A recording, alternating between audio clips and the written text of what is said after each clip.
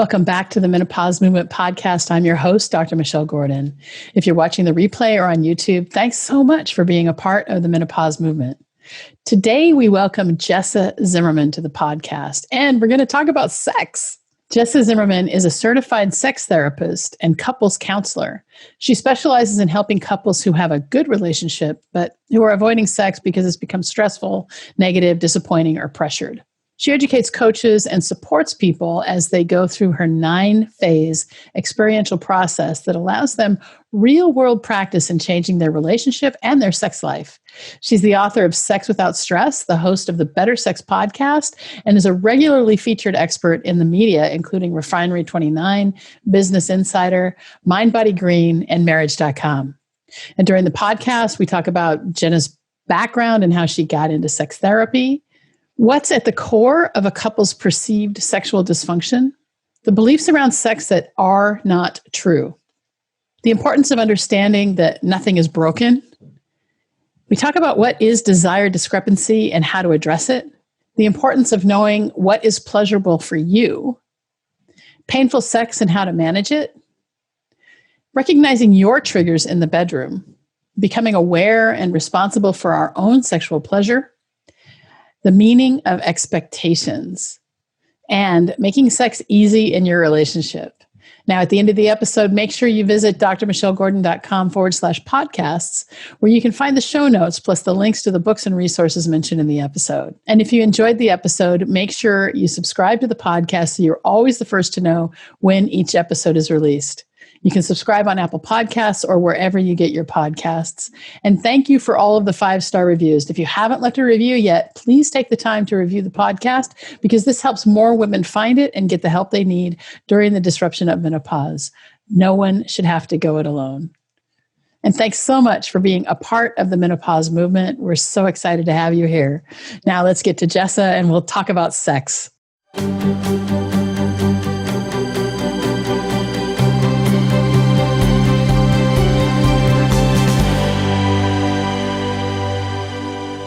So, Jessa, yes. Welcome to the Menopause Movement Podcast. I'm so happy to have you here. I want to get a little bit of your background, right? So, how did you get into, I guess, you're a sex therapist, what's your background, and how did you train, that sort of thing? It all actually stemmed out of a divorce. So after 17 years of marriage and homeschooling, 3 kids and being a stay-at-home mom, it was like, I got to do something. And so I went back to school and I got my master's to be a therapist, knowing I wanted to work with couples. And early on in that training, a sex therapist was teaching one of the classes, and she talked about her work is mostly grief and loss work. And that statement hit me in the gut. Like, people are suffering when their sex life is not working. And so I recognized that from my own marriage, what had been my marriage. And I just knew in that moment, I want to be a sex therapist. So I had to finish my master's and get my license and do all the training. There's a lot of training actually to become a certified sex therapist. Yeah. So it took a little while, but that's been my focus from the beginning. You reinvented yourself after your divorce. So how long were you married? I was married 17 years. Yeah. So would you say that you had some sort of, existential or midlife crisis as a result of the divorce? Yeah, because I'd been a stay-at-home mom, and any jobs I'd had before, like, I had no career to go back to. Anything I'd done before was totally obsolete. And so out of necessity, it's like, holy cow, what do I do to support me and 3 kids? I mean, I got alimony for a bit and stuff like that, but very quickly I had to figure out, what am I going to do with the rest of my life, right? So I sort of pushed into that crisis through the divorce earlier than I might have done it. This is really interesting. So had you gone through menopause yet when you had your divorce?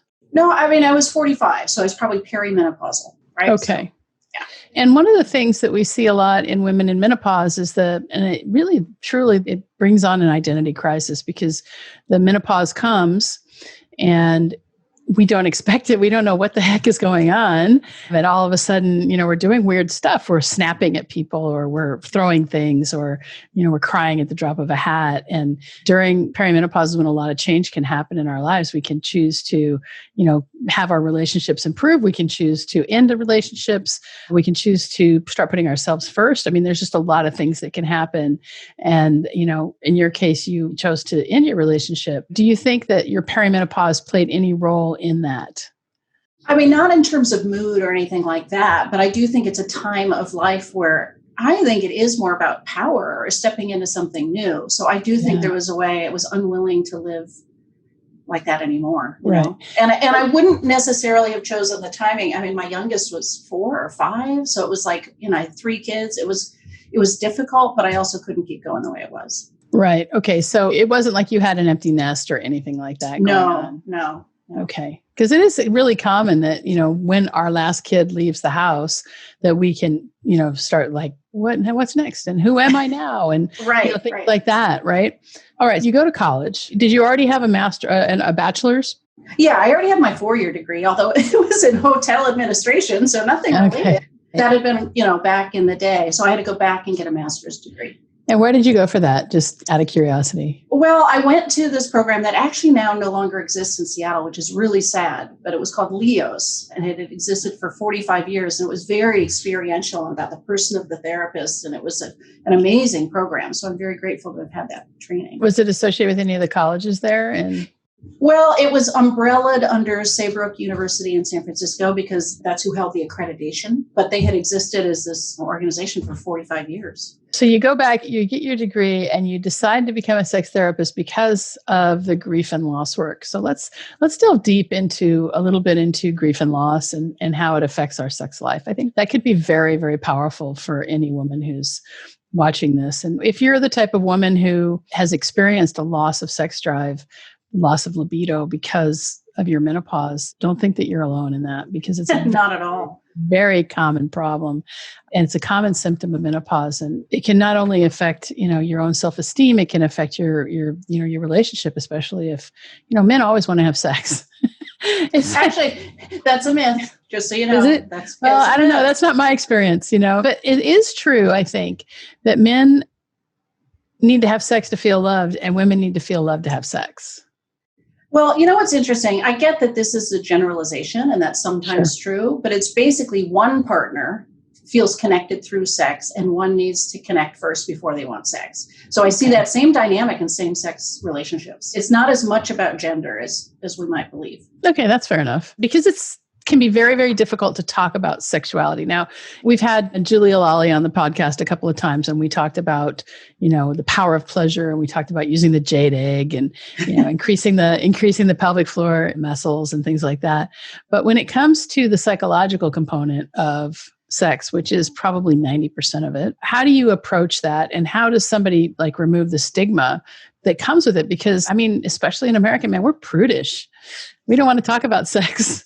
There's a bunch of different things going on. We're prudish. Nobody knows how to talk about this. It has been taboo. So that's part of it. But also, we think we're not supposed to struggle with sex. We think it's something that's just supposed to happen naturally. We're supposed to just feel this desire, that it shouldn't be a problem. If it's not really working, something must be really wrong, with us or with our partner or with the relationship. Like, what is, does this mean I picked the wrong person or are we doomed?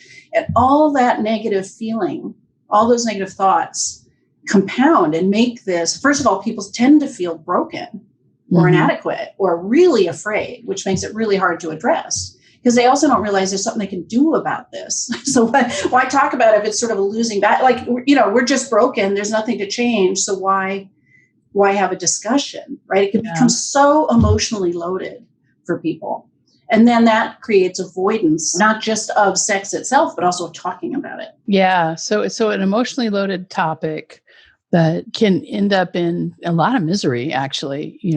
Tons. Start to talk about it because of the gap in between partners and what they perceive as need. And you're right. Let's go into this a little bit about, you said, we have a lot of beliefs around sex that it should just come naturally. Yes. So how do we address those beliefs to, change our perception? Because of course, animals, right, have sex naturally, but they don't have sex for pleasure and as a general rule. And that's, I think, the big difference between humans and other animals. Other animals have sex instinctually to propagate the species, and we have sex for pleasure. And one of the things I do teach is that, once we are no longer fertile, and we have a big sex drive when we're fertile, and we're supposed to, right? We're supposed to have a sex drive when we're fertile. While sex is a big part of many relationships, at the same time, it's not unnatural to lose your sex drive if you're not going to be able to procreate from it. This is why it's all part of the first pillar of my method too, right? This whole mindset thing, understand, to really discovering how sex works, because you're right. Procreation comes naturally at certain points when we're fertile, right? But intimacy doesn't. Right. Sex for pleasure and connection doesn't. It's like, eating comes naturally, but a gourmet meal takes some skills, right? Like you gotta invest and prepare. And how do we change this? I mean, I just keep talking about it everywhere I go, about it doesn't just come naturally. It's normal to struggle. Couples that are together for a long time inevitably will have trouble in the bedroom. There are just too many things that complicate sex and sexual desire to think it's just going to run along easily all the time. So nothing is broken. Nothing is broken. That's my message. Nothing is broken. So there are ways to address this, including what feels like lack of libido. It's just, for most people, it's just a shift in how libido is working. They don't feel it spontaneously, but they can evoke it. They have what I call reactive sex drive, which is, what if we get going, things are good. If I get the touch I need and the time I need, maybe my body starts to respond. Now I'd like sex. When I describe that, they say, that happens sometimes, but they don't recognize that's one way of having sex drive, and it's perfectly valid. How do you deal with people who, you think about life and living, right? And it's a series of traumas.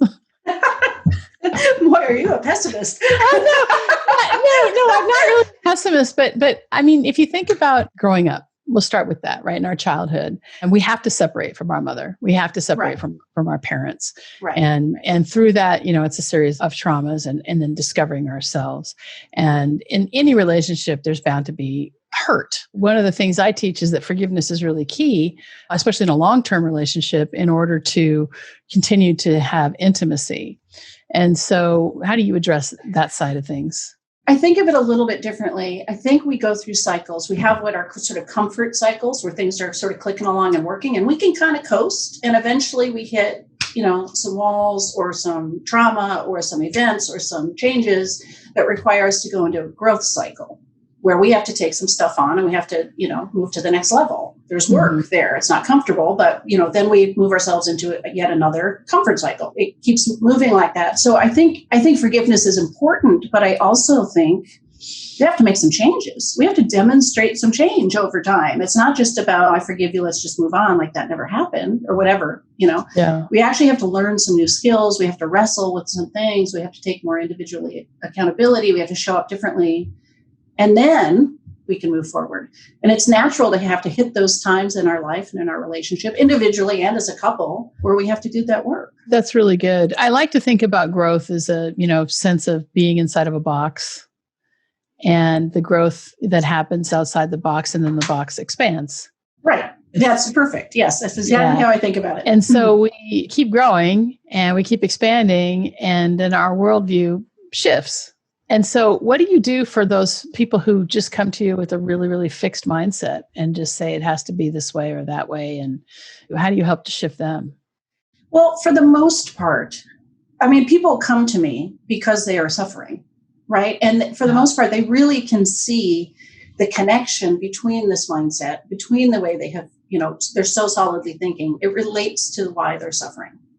It really does. So I can make those connections. And so even though they may be resistant to expanding that mindset or accepting that maybe sex doesn't mean penis in vagina to orgasm or whatever, they've been very attached to something, I do paint this picture of the freedom and relief they could have if they loosen that up. And so I'm describing this vision I've got for how it really works and how I think they're going to feel the most ease, which they're longing for, right? They're really suffering. Yeah. So I think mostly that motivates people to get more flexible. It's pretty rare where somebody just, no, it's got to be this way. And then I guess I'm sort of talking to the partner because it's not working that way. So what are they going to do? Does it come down to sometimes commitment about the relationship and whether they really want to stay in it? Well, sure. Right. Because you can't take sex out of the context of the rest of the relationship. They're intertwined. So if relationship issues are big enough, if they're really wondering if they're happy together, if this is what they want to do, Well, sex may not even be the thing to talk about because yes, there has to be a certain amount of commitment or goodwill or investment in this to really take this on together. Yeah, that makes sense. So what would you say is the most common issue that you come up against that you just see over and over and over again in your practice with middle-aged women in menopause? Well, I mean, it's the same issue I see everywhere, no matter what age people are. And it's what we call desire discrepancy. One person wants more sex than the other. And the reason I see that all the time is because that's actually universal. In every relationship, one person wants more sex than the other, at least over time. So that's not a problem, but people struggle with that in really specific ways that create suffering. So that's present all the time. And then we add on things like sexual dysfunction that might be showing up. So pain with that, if we're talking about menopause, the hormonal changes, the lower libido, maybe more trouble becoming aroused or reaching orgasm, maybe some sexual pain, those things can be added onto it. For a woman who's having a lot of pain, due to vaginal dryness or maybe some vaginal atrophy, what do you recommend?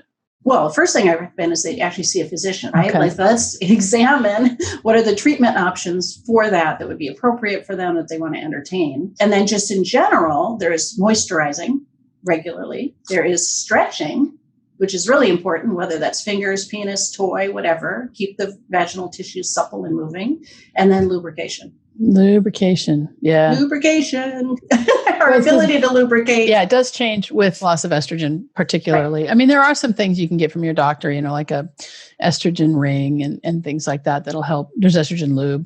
What do you find is you just tend to recommend over and over and over for lubrication? Yeah, I mean, it's not like I specifically recommend it very often, but I guess the one I've got on my bedside table is called Silk, which I really like. For the woman who's really struggling with arousal, what do you recommend there? So their body's not responding the way it used to. Well, one thing that we have to understand is that we need a certain amount of stimulation to get aroused, and we need a certain amount of stimulation to hit an orgasm.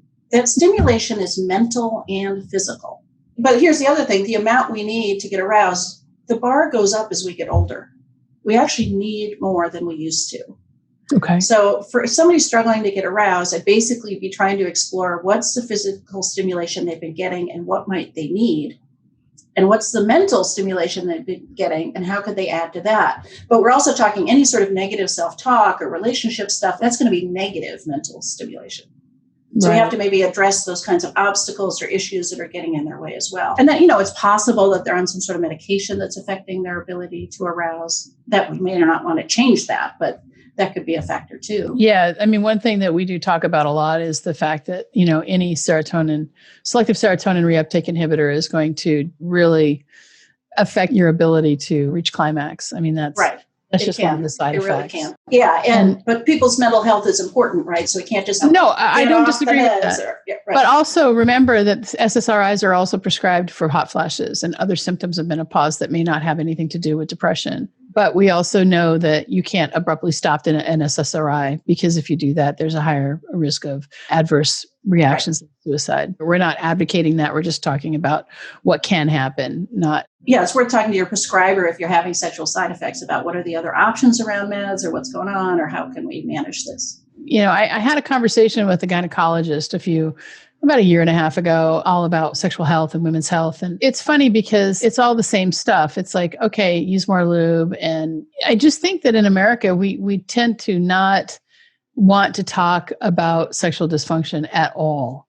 I can't even tell you how many. I don't know what the stats are, but most doctors are not comfortable talking about sex. They don't actually know much about sex, even gynecologists and urologists, right? They're working with parts, but that is not their training. And so often, what I hear people say, well, have a glass of wine or just relax or go see a therapist is, they're not taking these complaints seriously, even sexual pain. They just think it's in the woman's head or something. Just remember that in the Western world, we teach doctors to treat the sick.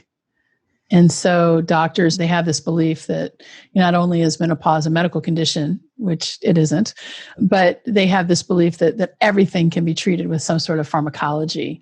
And that belief may be starting to shift a little bit. And so we're starting to see more referrals to things like acupuncture or mindfulness training and that sort of thing. But even so, there are still so many people who do not even know how their body works. Do you do education there? Like discover your body? Oh, yeah, absolutely. What is your anatomy? Yeah, I mean, I've got books with pictures, or recommend books, or, we talk about it. Sometimes I certainly get people in my practice, not usually menopause, who've never consummated the relationship and really have had no sex education at all. But for most people, they have a basic understanding of anatomy and how it works, but they may not have really explored what's pleasurable to them. Right. I mean, maybe ever, like never known what really works for them, or their body has changed and what used to work doesn't work now, and they haven't explored, okay, what's going to work now. So that self-exploration, that permission to let's find what's really pleasing to you, right? Yeah. No judgment. That's really important. One of my friends who's since passed away, so I feel like I can talk about this, but her first marriage, they never consummated their relationship because it was too painful for her. Oh, wow. And they ended up getting divorced after about 7 years or something. They were just never able to consummate. Normally, what's going on there, when people have pain, it's just so, so important to be persistent. The stats are something like people go through 6 or 7 doctors before they get an accurate diagnosis of what's happening. So there's something causing the pain. And then you add on top of that, what's probably developed into what we call vaginismus, which is the involuntary clenching of the vagina out of anticipation of pain, which can make penetration just impossible and more painful. So there could be some other condition going on, and then you add that. And the sad thing is it's really treatable generally. How do you find that to be treatable? If there's an underlying pain condition, that's work you would do with a physician. And again, you may have to be persistent to get answers. As far as the vaginismus, what's really crucial is working with a pelvic floor specialized physical therapist. Okay. And they just do amazing work in helping people learn their bodies, how to actually relax. And there's a whole system to gradually accept penetration. It can take some time, but it's really treatable. Yeah, it takes time, I think, any of this. So we've got that. What about those women who, and they're, is it like 1 in 4, 1 in 3 now, who have had some sort of sexual trauma in their life? How do you manage that? Well, that's actually not work I do directly, like work with people with their trauma, but I absolutely recommend seeing a therapist who's got trauma training and work through that. I work with plenty of people who have had trauma in their past because, of course, it is so common. Yeah. And then I'm working with a couple about how is that showing up now? What is triggering? Can they settle that down? Can they be in control of their encounters enough that they can gradually learn to relax? Can we focus on what's actually pleasing? But if they haven't really done the trauma work, where they're still highly activated or really traumatized, that's where I think they need probably individual therapy to work through that. Yeah, sure. So you mentioned triggers. How do you help people to recognize their own triggers, to be that aware, that self-aware, to recognize their own triggers when it comes to sex? In general, I'm trying to get people to slow down anyway, right? So I use part of the method, the whole practice part of this is, we can talk all about these ideas and how things work, but you ultimately have to have experiences to change these things. So it's really, really crucial. And I'm trying to have people have sort of structured practice that slows it down, that puts one person, actually the receiver, in charge of what's happening to them. So they don't have to be guarded that something's going to happen they don't expect. We're gradually exploring pleasure. And by slowing it down, first of all, I think a lot of people actually know what triggers them, but if they don't, they'll find out because they're slowing down what's happening in the moment. Let's pay attention to that. Stop, because it's not sex. It's about these experiences where you're breaking down those kinds of barriers or understanding what those obstacles are, and then gradually building up pleasure and communication. I can see that. So what's your take on orgasmic meditation? I actually don't know that much about it. I haven't studied it or done any sort of training in it or anything like that. So my understanding of what it is that the partner is getting very slow, gentle stimulation of the clitoris, right? And paying attention, being mindful with all that. But it's very one-directed touch, right? Towards the person who's receiving that touch. Yeah. I mean, one of my friends was telling me about it, and I said, that's just weird. And I have no desire to even...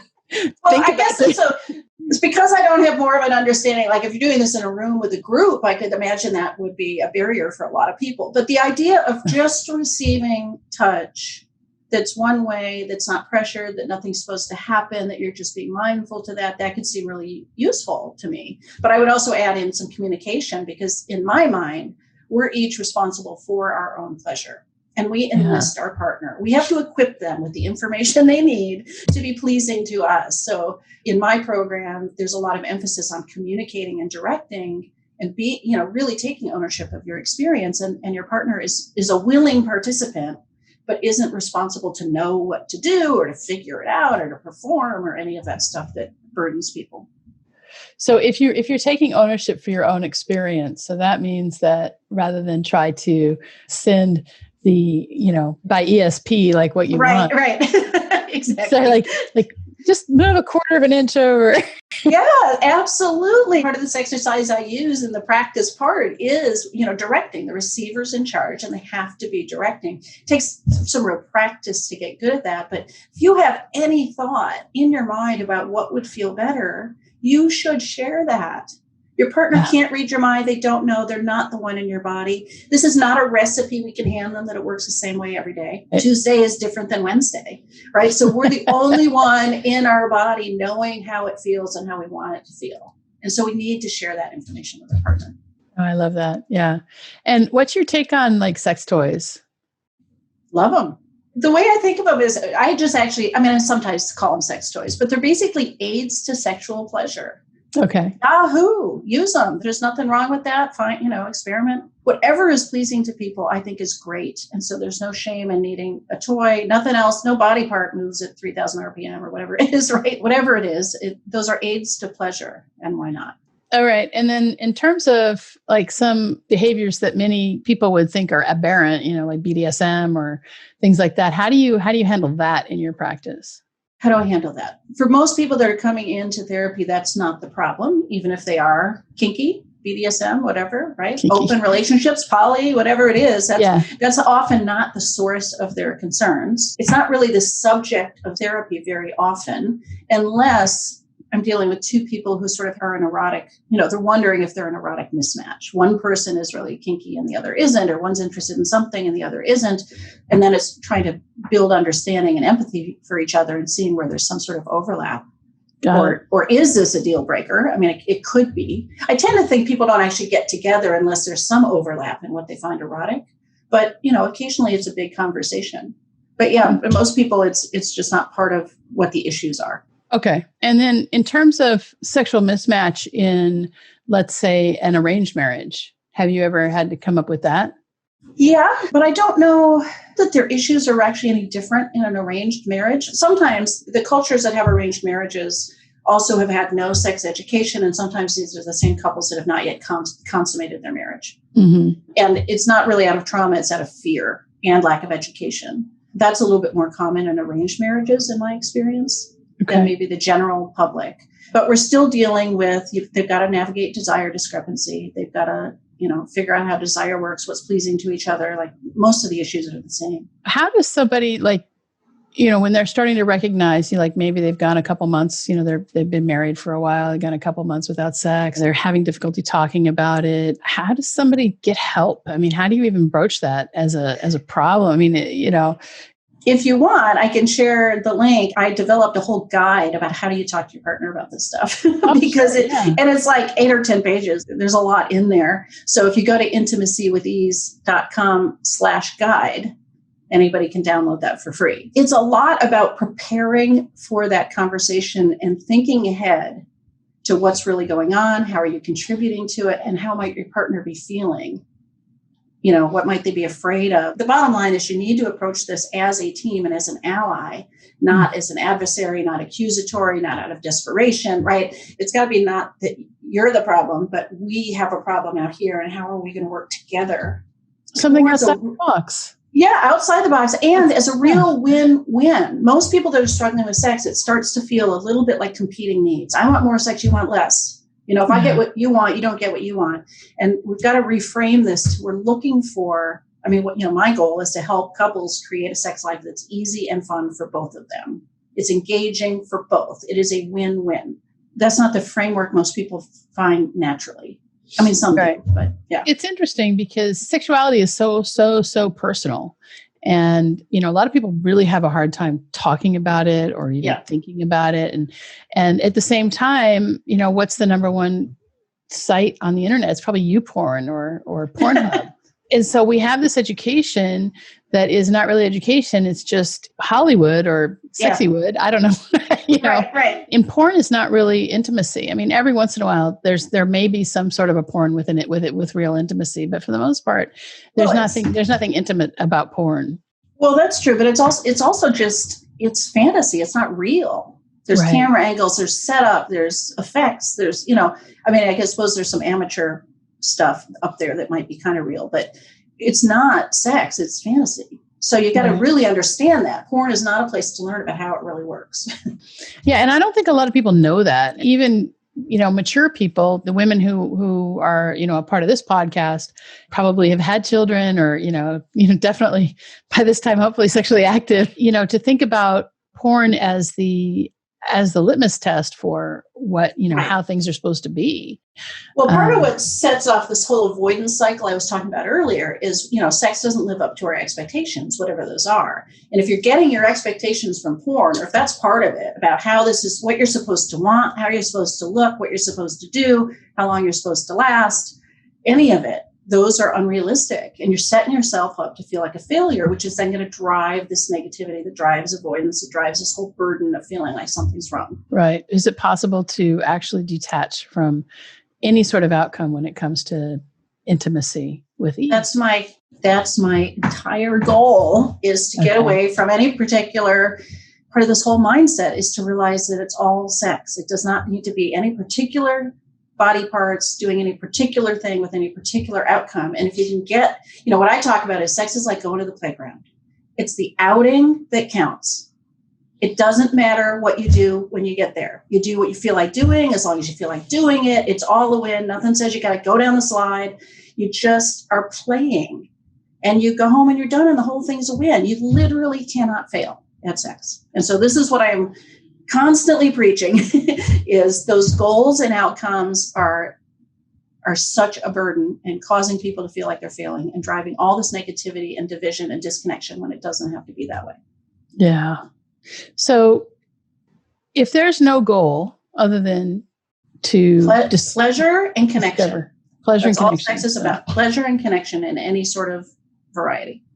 I love that. So here's the actual goals. The actual goals of sex. And, it's so funny because one of my mentors likes to say that expectation is the killer of all joy. Right. And, when you go into it, I mean, the other thing that I think happens when you've been in a relationship with someone for a long time, you can just kind of get into a rut and it can become kind of boring. And yeah. Yeah. That's like we were used to going to the playground. We climb the stairs, we got on the slide, we're done. The same thing every time. We just, and everybody falls into this rut because it's been efficient. It's the quickest way to get where we think we're going or whatever, get it over with, depending on your mindset. And it's nice to sort of reimagine what's possible and really focusing on pleasure and what you actually want in the moment, which again is built into this whole practice thing. How do you tune in to what you actually want? And give yourself permission for that and ask for that and let go of, we're supposed to be aiming over here. We can just explore what we want right now. So if you enter into a sexual encounter with no expectation and you are able to actually direct your partner and you just go into it and say, I'm going to try to have fun here. How do you redirect it if you're in the middle of it and things just start to feel too familiar or it starts to kind of go? I think that a lot of people get into ruts, right?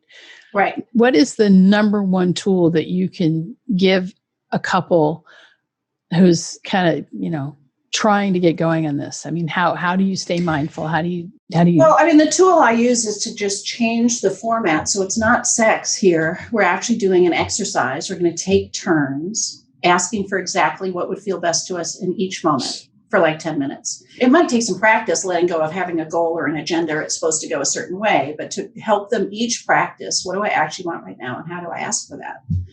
And that's often enough to get them out of a rut. Okay. So what if 10 minutes is too long? I mean, well, but 10 minutes, it doesn't have to be sexual. I mean, one thing I'm talking to people about, especially, and this is maybe really appropriate to women in menopause, if they're not feeling aroused or it's hard to get aroused or that's just not where it's going, that's okay. Do they want their hair brushed a foot rub, a back scratch, held. There's no value judgment. Each person gets to actually seek pleasure in whatever way is the most meaningful and pleasing to them in the moment. So if one person wants their hair brushed and they're just totally into this, and the other person is asking for their partner's mouth on their genitals, and that's amazing, isn't that lovely? They're both getting the best pleasure in the moment. There's no, Yeah, that's an interesting way of looking at it. Yeah. So how can people go deeper with you? I have a webinar that's available all the time for free at intimacywiththese.com/training. And it's talking about how to make sex easy in your relationship. So we're going to talk about the 3 biggest mistakes that almost everybody's making, and then really give you an overview of these 4 pillars that you really need to do to achieve this. I have a podcast called Better Sex that people might want to listen to. I've got all kinds of topics on there at this point. Yeah. And then they certainly could join my online program if they want to. Yeah. If they think that's a fit. Sure. Well, I think that this has been really great. And, it's just so funny because, again, like I said, it's just a topic that we never really want to talk about. So was there anything else that you were hoping to share with the audience that we didn't get to? Mostly what I want people to take away is that they are not broken. And there is a way to share pleasure and connection with your partner. There really, really is. It does not need to be stressful. Yeah, I like that. It doesn't have to be stressful. I think that expectation, not only being the killer of all joy, but expectation is, what breaks down relationships. And it really is the crux. Well, Jessa, I want to thank you for coming onto our podcast today. It's been really great talking to you about this subject that is kind of hard to talk about. Did you know that menopause is not a medical condition? Most doctors don't know this either.